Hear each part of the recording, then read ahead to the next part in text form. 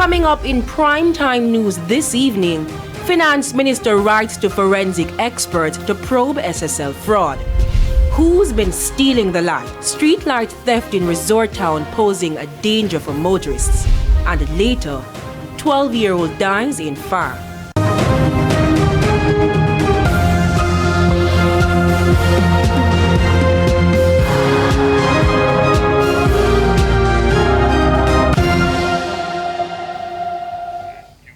Good evening and welcome to Primetime News. We're live on air and online once you log on to onespotmedia.com. I'm Herman Green. And I'm Janella Precious with a preview of what's to come in business news. Here's Andrea Chisholm. Janella, this evening we have some interesting company news about Grace Kennedy. They're partnering with a US-based stock exchange to assist in building out a major program. That and more in the Business Day. All right, thanks, Andrea. From Andrea, we go to Karen. She'll tell us what's coming up in sports. Karen? Well, Herman, another sporting association is courting controversy. We'll tell you all about it in Primetime Sports later.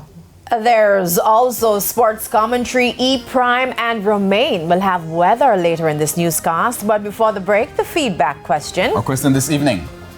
What fire prevention measures do you follow daily? You can share comments online, facebook.com/Television Jamaica and tweet us at Television Jam 1. Please stay tuned. Primetime News returns right after this break.